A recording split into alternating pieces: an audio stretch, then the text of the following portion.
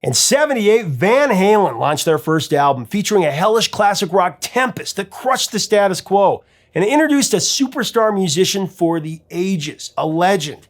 The saga of Van Halen's Runnin' with the Devil and Eruption next on Professor of Rock. Brought to you by Zenni Eyewear. Hey music junkies, Professor of Rock, always here to celebrate the greatest artists and the greatest songs of all time. If you love the greatest music of the 60s, the 70s, the 80s, the 90s, and beyond, subscribe now, right now, to be a part of this unique community of rock history. We would love to have you. Also, check us out on Patreon below. You can become a patron to help us keep this music alive, more videos, more interviews, and more content. Oh, and make sure to get your tickets for our upcoming live events, Professor of Rock Live. You can click on the link that you see here or the link below in the description. The lead single from Van Halen's explosive debut record was a cover of The Kinks' You Really Got Me. It was a definitive remake, to say the least, and for many it was like a declaration to the world that things were going to be very different. I mean, taking a 60s classic and setting it on fire. Girl, you really got me now. You got me. In the first place, the Kinks built You Really Got Me around power chords, of course, and the song heavily influenced punk and heavy metal. I don't know what I'm doing. Yeah, you really got me. Dave Davies' riff heard around the world with lyrics described by Davies himself as a love song for street kids. It was taken to the nth degree by another Dave, Diamond Dave, with one Eddie Van Halen blasting the Davies riff as an ode to a changing of the guard. Be by your side. Please don't ever let me. Van Halen was born in the middle of disco, punk, and soft rock, and it was good. It was very good. The second single became a monumental Van Halen original called Runnin' with the Devil.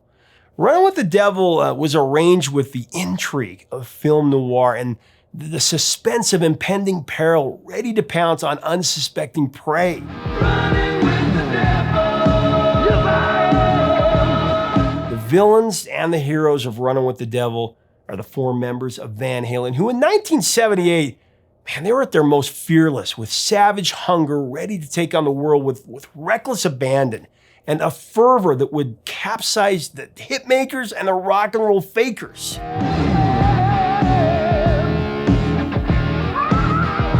Eddie Van Halen on lead guitar and background vocals. What can you say here? The greatest guitarist of our generation, or any generation in my opinion. He began to blaze a trail that is so vast and so well traveled that there's almost nothing left to uncover. I mean, he was that great. He shook the world off its axis, and that may be an understatement. Running with the devil. Brother Alex Van Halen on drums, maybe the most underrated drummer of the last half century. Incredible, bombastic, and brazen. Alex and Eddie were brothers in arms, the best guitar-drum sibling combo in the history of recorded music. You heard it here printed. Michael Anthony on bass and backing vocals. Greatest backing vocals in a rock quartet during that span, in my opinion. The secret weapon of Van Halen was Michael Anthony. And Diamond Dave, David Lee Roth on lead vocals, the acrobatic sex machine who put the man in frontman. I mean, cocky, abrasive, in the life of the world's party. Literally kicking it sky high with his dynamic stage leaps, his midair splits, and the karate rock can't look away, high caliber style and uppercut-like pomposity. He and Eddie injected an incomparable adrenaline into popular music. It was so great they started the 80s like 2 years early. That first record and those first singles, I mean, it lit the path. They lit the path that would be followed by hundreds of thousands of fledgling guitarists that would ever pick up a guitar after. They spread a hot-blooded rock and roll fever that hasn't been that great since. I mean, anyone who wants to throw out like Nirvana can go home, okay? Guns N' Roses got close, but Eddie and Dave and the band, they're just in a category of their own, especially with the double-sided atomic power sword of Runnin' with the Devil and Eruption. Incredible. The sinister fade-in beginning of Runnin' with the Devil gradually sucks you in. And by the time you feel the throbbing of the pulsating bass line, you can't pull yourself out of the song's fire or life-altering adrenaline. The fade-in sound of the intro is actually blaring car horns that were played backwards.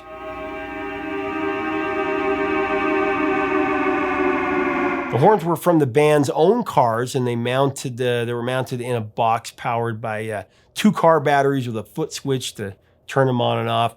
It was Alex's Opel, Eddie's Volvo, a Mercedes, and a VW. Van Halen's producer, Ted Templeman, slowed the sound of the horns down to achieve a dissonant, descending effect. Legendary Kiss co-founder Gene Simmons originated that idea for the car horns for Runnin' with the Devil. He encouraged Van Halen to incorporate the horns on the 1977 House of Pain demo that he produced. The Simmons-produced demo included Runnin' with the Devil. After seeing Van Halen in concert, Simmons was duly impressed with the band's intensity, and he flew them to New York City. He bought them clothes. He set up a recording session so that they could audition for record labels. Now, Van Halen didn't land a record deal out of the showcase that Simmons hooked up, but they did gain invaluable experience about showmanship and the record business at large. There are 2 early recordings of Runnin' with the Devil. There's the raw version on the Gene Simmons-produced House of Pain demo.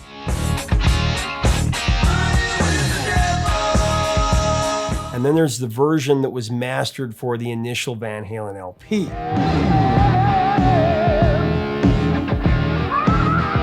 So the final version of Runnin' with the Devil is what we hear on the album, with the car horn effect used at the beginning of the song. Renowned producer Ted Templeman, who produced 6 studio albums with Van Halen, he listened to the demo of the original version of Runnin' with the Devil, and he thought that the car horn placement at the end of House of Pain and briefly throughout Runnin' with the Devil was a bit distracting. That's how he felt. Templeman imagined the car horn effect making a powerful intro for a new version of Runnin' with the Devil, and if positioned as the first track on the record, it would be what he called a brilliant attention grabber. Great to kick off the album. The throbbing bass drum after the car horn effect is followed by a high-pitched metallic scrape performed by Eddie.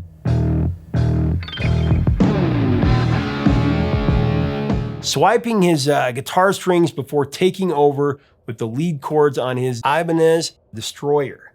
The title for Runnin' with the Devil was inspired by a tune from the Ohio Players called Runnin' from the Devil. That was recorded in '74.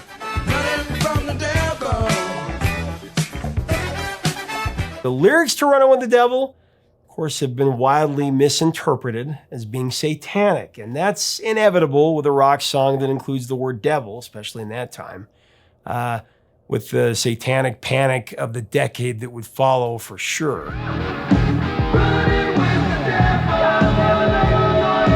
And if you're running with the devil, not only are you inviting wickedness, you're welcoming it. However, Runnin' with the Devil isn't an evil tale. It's the narration of the dichotomy of a rock star's time on the road, where you live your life like there's no tomorrow. I mean, Diamond Dave tells us all about how the Van Halens foursome traveled in the lyric. Yes, I'm living at a pace that kills. I found the simple life ain't so simple. When I jumped out on that road, I got no love you call real. And you got nobody waiting at home. I live my life like there's no tomorrow. Life on that road to the pursuit of fame and glory that DLR refers to as thrilling and adventurous, but it can also be very lonely and destitute, jaundiced, if you will. And it compels us with that feeling throughout his grab you by the throat expressiveness.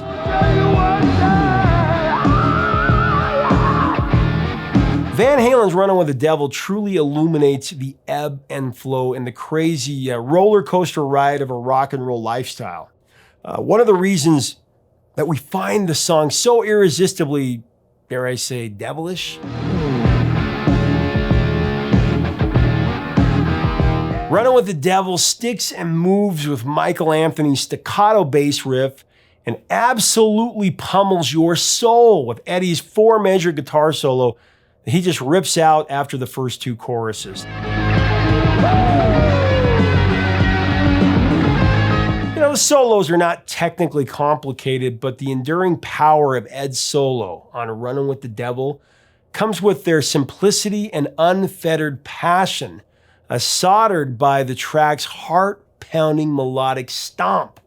It's an electrifying combination of rock and roll rapture that the band would repeat fervently for many years after. I mean, think about it. Runnin' with the Devil also effectively introduced the legend of David Lee Roth to the music world. Like I said, with his high-octane vocals, his lascivious showmanship, and the notorious inimitable DLR squeal.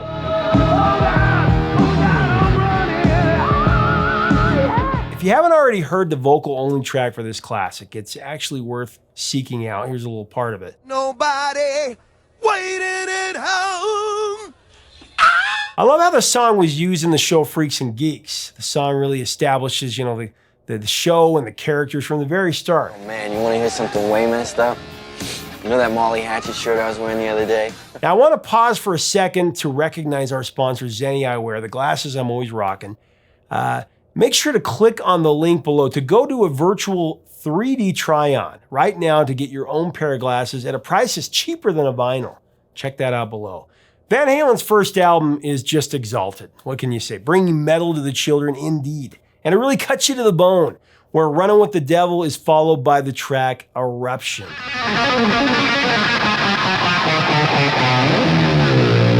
The screaming 1 minute, 42-second porn by a gifted young, then unheralded Edward Van Halen, who unleashed his incredible musicianship with a ferocious guitar instrumental that many call one of the greatest guitar solos in rock history, and that, in my opinion, is singly responsible for Guitar Center's rise and just about every guitar magazine's longtime prominence in the market. It's a fact. It really is. You think about it. What Eddie Van Halen did for the guitar is what the Beatles did for starting a band. Eruption may not have been enshrined with the rock elite if Ted Templeman didn't hear Eddie Van Halen rehearsing the licks for a club date at the Whiskey A Go-Go. Templeman loved it. He encouraged Van Halen to name the track and to include it on the debut album as the second piece on the record's track listing. Eddie played Eruption on his Frankenstrat guitar with an MXR, Phase 90, an Echoplex, a Univox Echo unit, and a Marshall 1959 Super Lead tube amp. Interestingly, Eddie revealed that he never learned to read sheet music and learned about music structure from listening to Bach and Mozart recitals and improvising while playing to what he was hearing by those immortal composers, of which he would follow in their footsteps so eloquently. The referred to improvising led to Eddie's awe-inspiring two-handed tapping style that was another innovative element found on Eruption that blew his peers away.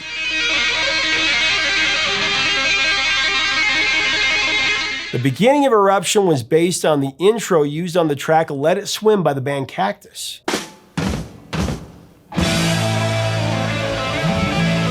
The end section begins with a series of rapid two-handed tapping triads that have a classical-like structure going back to Eddie's fascination, like I said, with classical composition. There's also a bass section on Eruption delivered by Michael Anthony, and Alex Van Halen begins the instrumental with a drum stinger before Eddie starts to just wail.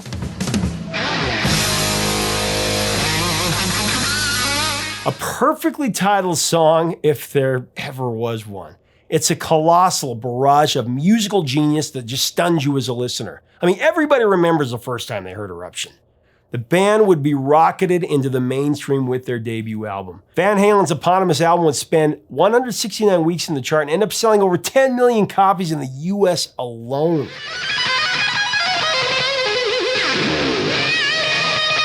I believe that Runnin' with the Devil and Eruption is the best two-sided record of its time, and even though Van Halen is one of the most popular bands in history, I still think they don't get the credit they deserve. I mean, think about it. Guns N' Roses had their own perfect debut album, but the LPs that followed it weren't anywhere near Appetite. And outside of the Use Your Illusions, well, you know.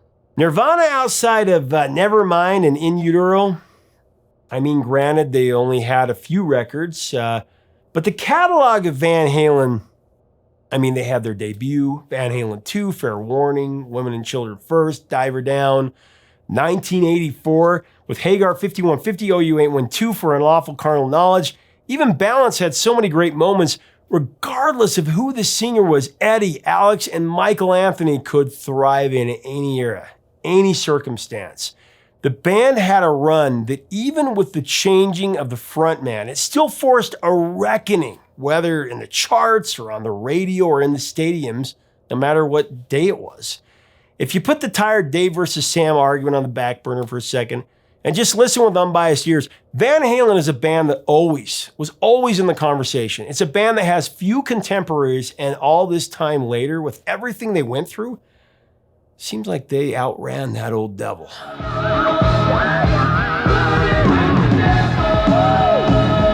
Leave us a comment about this incredible band and this two-sided monster of a single below. What do you remember about hearing Eruption for the first time? I'd love to hear that. If you like our content, come join our community by subscribing below. Make sure to click the bell so you always get, you always know when we're releasing new content. To hear the songs, click on the playlist below.